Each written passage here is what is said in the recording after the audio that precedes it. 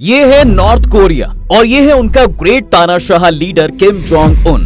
हाल ही में इनकी एक वीडियो कोरियन डिफेंस मिनिस्ट्री से रिलीज की गई, जिसमें देखा गया कि ये लीडर अपने जनरल से डिस्कस कर रहा था कि कैसे वॉर में सियोल को तबाह कर सकते हैं। इसके बाद रशिया के प्रेसिडेंट व्लादिमीर पुतिन भी 24 साल बाद नॉर्थ कोरिया पहुंचे, जहां से दुनिया को यह पता चल पाया कि नॉर्थ कोरिया की मिलिट्री आज कितनी पावरफुल है।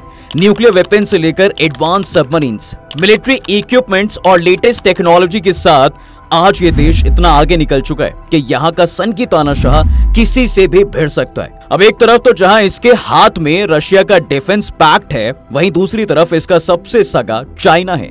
ऐसे में अगर इस देश का पावर कंपैरिजन भारत से करें तो इंडियन मिलिट्री भी किसी से कम नहीं है। इसकी नेवी जितनी एडवांस है, उतना ही जाबाज कमांडोज और एयरफोर्स हमारा देश अपनी मुट्ठी में रखता है। ऐसे में जरा सोचिए कि अगर कभी ये दोनों देश जंग के मैदान में आमने सामने आ जाए तो क्या होगा। आखिर इन दोनों में जीत किसकी होगी, इंडिया या नॉर्थ कोरिया? आखिर कौन किस पर भारी पड़ेगा? और बाय द वे, इसमें रशिया किसके पक्ष में खड़ा रहेगा, उसकी लॉयल्टी हमें किस तरफ देखने को मिलेगी? चलिए जानते हैं। देखिए, मशरूम कट वाले किम जोंग उन अपनी सनक के लिए ग्लोबली चाहे कितने ही फेमस क्यों ना हो, लेकिन दुनिया जानती है साहब कि भारत उन देशों में से नहीं है जो किसी के ललकारने या फिर प्रेशर में आकर वॉर पर चला जाए। इंडियन हिस्ट्री इसकी गवाह रही है कि जब भी भारत वॉर की सिचुएशन में आया है तो इसके लिए पड़ोसी देशों से डायरेक्ट हमला जिम्मेदार रहा है। अब भारत और नॉर्थ कोरिया की हिस्टोरिकली कोई दुश्मनी तो है नहीं और ना ही कोई रीसेंट डिस्प्यूट इस देश का भारत की तरफ रहा है। हाँ, ये जरूर है कि वक्त वक्त पर नॉर्थ कोरिया के न्यूक्लियर टेस्ट को भारत ने क्रिटिसाइज किया है, लेकिन वॉर जैसे बड़े इवेंट के लिए काफी नहीं है। कुल मिलाकर अगर इन दोनों देशों के बीच अगर वॉर होती है या दोनों देशों की सेनाएं आमने सामने होती हैं, तो इसके केवल दो ही रीजन हो सकते हैं। पहला तो ये कि नॉर्थ कोरिया और साउथ कोरिया में जंग छिड़ जाए और भारत अपने दोस्त साउथ कोरिया की मदद करने आगे आए। अगर ऐसा होता है तो जाहिर है कि अमेरिका अपने अलाय देश को बचाने आगे आएगा। वहीं दूसरी तरफ से नॉर्थ कोरिया के सपोर्ट में चाइना और रशिया भी इस लड़ाई में कूद पड़ेंगे। ये वो सिचुएशन होगी जब पूरी दुनिया वर्ल्ड वॉर 3 के मुहाने पर आकर खड़ी हो जाएगी और ना चाहते हुए भी भारत भी इस एशियन अनरेस्ट का हिस्सा बन जाएगा। इसके अलावा जो दूसरा रीजन नॉर्थ कोरिया और भारत में लड़ाई का हो सकता है, वो है चाइना की भारत से लड़ाई। ये कंडीशन किसी से छिपी नहीं है कि भारत चाइना को चारों तरफ से घेर रहा है। अक्साई चीन और डोकलाम तो छोड़िए, ये भारत के चिकन स्नेक को भी तोड़ने की फिराक में है। तभी तो कई बार कहा जाता है कि भारत ऐसे टाइम बॉम्ब पर बैठा है जो कभी भी फट सकता है। अगर सच में ऐसा होता है तो नो डाउट चाइना को अपना बेस्ट फ्रेंड मानने वाले नॉर्थ कोरिया भी लड़ाई में कूद पड़ेगा। और ये फुल ऑन स्केल अगर भारत और नॉर्थ कोरिया के बीच होती है तो जाहिर है कि भारत के लिए इसे जीतने के लिए कई पापड़ बेलने पड़ेंगे। युद्ध की घोषणा होते ही या यूं कहें कि नॉर्थ कोरिया के युद्ध में कूदते ही भारत के सामने जो सबसे पहली और सबसे बड़ी चुनौती होगी, वो है अपने दोस्त और समर्थन को चुनने की। जाहिर है कि चाइना भी दुनिया की सभी पावरफुल फोर्स को अपनी तरफ करने की कोशिश करेगा, लेकिन हम आपको पहले ये बताते हैं कि भारत के समर्थन में कौन कौन होगा।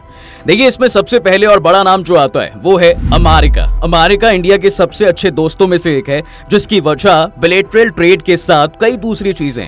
वहीं ये बात भी दिमाग में रखनी चाहिए कि चाइना और नॉर्थ कोरिया से अमेरिका की खटपट पहले से है और यही वजह है कि आए दिन नॉर्थ कोरिया अमेरिका को धमकाता रहता है। खुद नॉर्थ कोरियंस और चाइनीज की माने तो अमेरिका उन देशों में से एक है जिन्हें वो अपने दुश्मन की तरह देखते हैं। उनके स्कूल्स, कॉलेज और यहाँ तक कि हर टेक्स्ट बुक में ये मेंशन किया जाता है कि अमेरिकन्स और वेस्टर्न वर्ल्ड बेहद ही इविल हैं। ऊपर से चाइना की बढ़ती पावर और कम्युनिज्म से भी अमेरिका खफा रहता है। ऐसे में जाहिर है कि अमेरिका भारत की तरफ से जरूर लड़ेगा।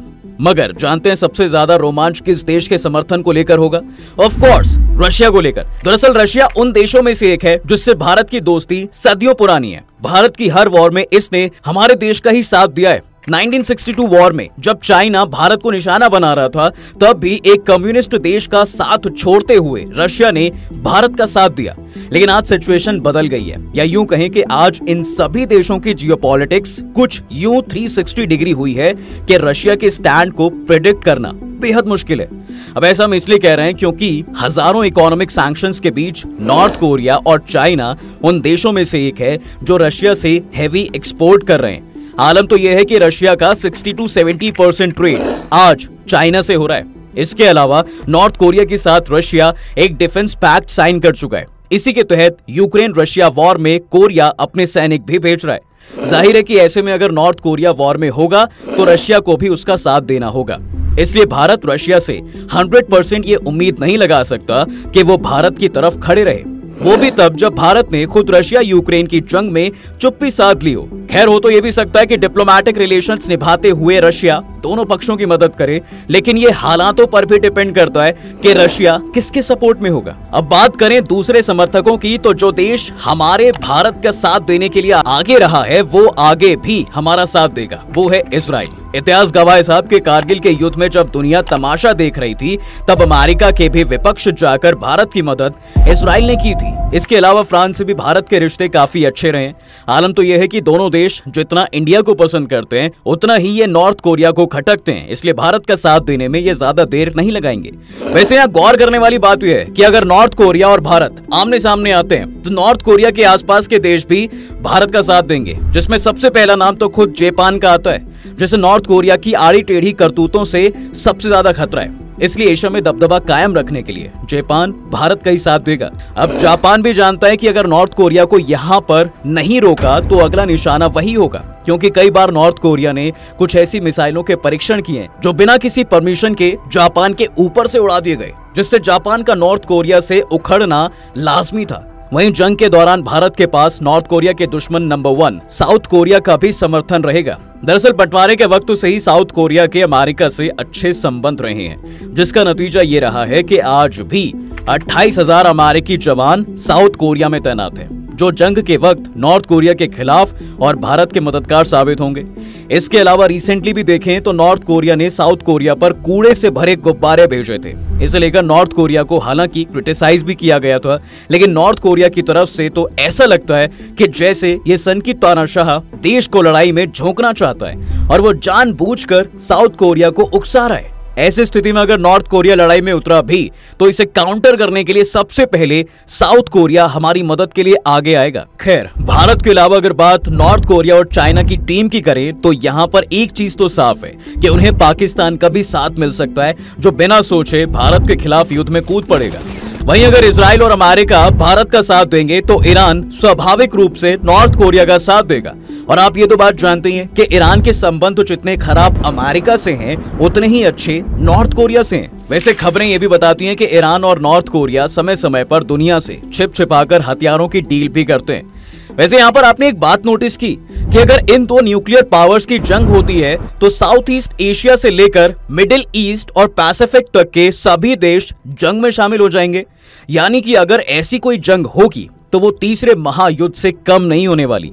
एक तरफ जहां रशिया यूक्रेन वॉर ने पहले ही दुनिया की ग्रोथ को स्लो किया है, वहीं एक और वॉर के चलते इकोनॉमिक क्राइसिस का खतरा पूरी दुनिया पर मंडराने लगेगा। छोटे से छोटे देश जो युद्ध नहीं चाहते उन्हें भी इसकी बलि चढ़ना पड़ेगा। इससे जाहिर है कि दुनिया का नक्शा तो बदलेगा ही, लेकिन अगर ये बाकी देश सिर्फ बैक हैंड से मदद करते हैं तो विश्व युद्ध जैसे हालातों से बचा जा सकता है। मगर अब सवाल यह भी उठता है कि क्या भारत को वाकई नॉर्थ कोरिया से निपटने के लिए किसी दूसरे देश की जरूरत पड़ेगी? क्या हम खुद अपने बलबूते पर युद्ध नहीं लड़ सकते? वेल, अगर ये लड़ाई हम चाइना के रास्ते नॉर्थ कोरिया से लड़ें तो शायद हम अकेले इसका सॉल्यूशन ही निकाल पाएंगे।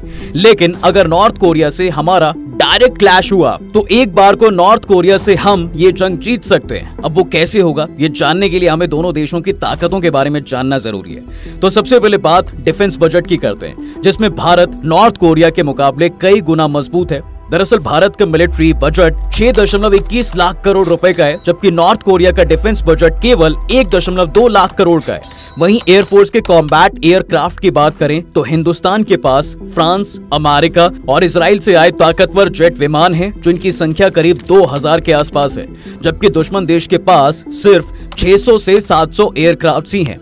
वहीं बैटल टैंक्स में भी भारत का पलड़ा भारी है। हमारे पास करीब 6000 के आसपास मेन बैटल टैंक्स हैं, वहीं किम जोंग के पास सिर्फ 3500 बैटल टैंक्स हैं। लेकिन हमें यह नहीं भूलना चाहिए कि भारत के मिलिट्री स्ट्रेंथ 35 लाख है, जबकि नॉर्थ कोरिया के पास सिर्फ 18 लाख की मिलिट्री स्ट्रेंथ है, जो भारत से बिल्कुल आधी है। ऐसे में दोनों देशों के बीच दो हाथ भी हुए तो भारत भारी पड़ेगा।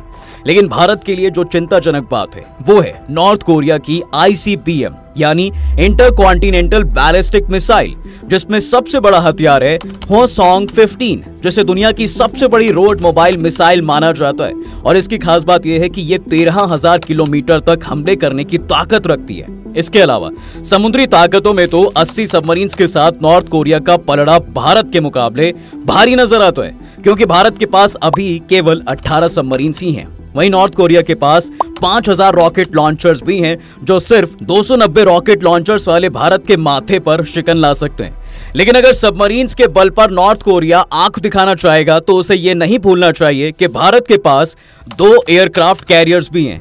वहीं इस मामले में नॉर्थ कोरिया की जेब खाली है। इसके अलावा भी हमारे पास 15 फ्रिगेट्स, 20 कॉर्वेट और 11 डिस्ट्रॉयर जैसे नेवल एसेट्स है, जिसका मुकाबला करना नॉर्थ कोरिया के लिए इतना आसान नहीं होने वाला। साथ ही भारत के पास असद यानी एंटी सैटेलाइट मिसाइल्स भी हैं, जो दुश्मनों की मिसाइल्स को हवा में ही ध्वस्त करने की ताकत रखती हैं। लेकिन गौर करने वाली बात यह है कि यहाँ जो नॉर्थ कोरिया के हथियारों की गिनती है वो कितनी सच है और कितनी झूठ है ये कोई नहीं जानता, क्योंकि चीन और पाकिस्तान की ही तरह नॉर्थ कोरिया भी वो देश है जिसकी कौन सी बात सच है और कौन सी फसाना कह पाना मुश्किल है। ऊपर से इस देश को रशिया और चाइना से जितने मिलिट्री इक्विपमेंट्स मिले हैं उनके बेसिस पर कहा जा सकता है कि शायद इसने अपनी मिलिट्री ताकत छिपा कर रखी हो। और अगर ऐसा है तो हमें भारत की ब्रह्मोस मिसाइल, पिछले साल इंट्रोड्यूस की गई अग्नि 5 और एडवांस एंटी टैंक हेलिना को तो बिल्कुल नहीं भूलना चाहिए, जिन्हें खासकर अपने टारगेट की धज्जियां उड़ाने के लिए ही बनाया गया है। वैसे जंग चाहे जब भी हो, लेकिन यह बात तो साफ है कि इसकी शुरुआत भारत तो बिल्कुल नहीं करने वाला। भारत उन देशों में है जो हर फैसला बहुत सोच समझ कर लेता है। साथ ही ये बात भी ध्यान में रखता है कि किसी से भी संबंध ना बिगड़े। वहीं नॉर्थ कोरिया के साथ ऐसा बिल्कुल नहीं है। नॉर्थ कोरिया वैसे ही बाकी देशों से कटा हुआ है, तो उसे कोई फर्क नहीं पड़ता कि उसके बारे में दुनिया क्या सोचती है। खैर, इसका मतलब ये नहीं है कि नॉर्थ कोरिया हमला करेगा तो भारत हाथ पर हाथ धरे बैठा रहेगा, क्योंकि आज का जो भारत है जो पहले के मुकाबले बहुत अलग है। ऐसे में अगर कभी नॉर्थ कोरिया अपनी औकात से ज्यादा उठता है तो भारत न्यूक्लियर हमला करने में भी पीछे हटने वाला नहीं है, जिसकी किम जोंग दूसरे देशों को सिर्फ और सिर्फ धमकियां देता फिरता है। वहीं अगर बात इतनी आगे बढ़ जाती है तो नेटो से लेकर यूएन की फोर्सेस भी भारत का पक्ष लेंगी। वैसे लेटेस्ट जानकारी बताती है कि नॉर्थ कोरिया के पास अभी केवल 50 वॉर हेड्स हैं, जबकि 2024 के मुताबिक भारत के वॉर हेड्स का आंकड़ा 174 के भी पार है। अब इतने वॉर हेड्स तो किसी भी देश को नक्शे से मिटाने के लिए काफी हैं। वहीं दोनों देशों की इकोनॉमी को देखें तो नॉर्थ कोरिया न केवल एरिया में भारत से छोटा है बल्कि इकोनॉमिकली भी भारत से छोटा है। जितने ज्यादा दिन तक हम अकेले युद्ध में खड़े रह सकते हैं, इसके आधे दिन तक भी नॉर्थ कोरिया अकेले युद्ध में टिकने के काबिल नहीं है। इस देश की रियल प्रॉब्लम ही अभी गरीबी और माल न्यूट्रिशन है। ऐसे में जंग के लिए नॉर्थ कोरिया के पास ना तो पैसा है और ना ही उस मात्रा में हथियार और सिपाही जो कि भारत जैसे देश को आंख भी दिखा सके।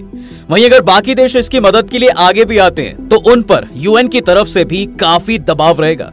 वैसे इस जंग के ना होने का कारण यह भी है कि नॉर्थ कोरिया खुद भारत जैसे देश के खिलाफ नहीं जाने वाला। चाइना के केस में भी वो मदद करने भले ही आगे आ जाए, लेकिन डायरेक्ट वॉर करने का तो उसके पास कोई कारण नहीं है और ना ही कोई पैसा। खुद नॉर्थ कोरिया भी जानता है कि भारत की सेना अपने दुश्मनों के साथ क्या क्या कर सकती है। साथ ही ये जग जाहिर है कि दुनिया के नक्शे में भारत वो देश रहा है जिससे हर कोई दोस्ती करना चाहता है। ये देश खुद कभी युद्ध की तरफ नहीं बढ़ता है, लेकिन अगर छोड़ा जाए तो चुप भी नहीं बैठता है। इसलिए तो नॉर्थ कोरिया का आज तक भारत की तरफ कोई नेगेटिव अप्रोच नहीं रहा है। दोनों देशों को लेकर अब वॉर पर आपका क्या ख्याल है, और अगर कभी ये वॉर होती है तो आपको क्या लगता है, भारत का रिएक्शन क्या होगा, हमें कमेंट सेक्शन में जरूर बताएं।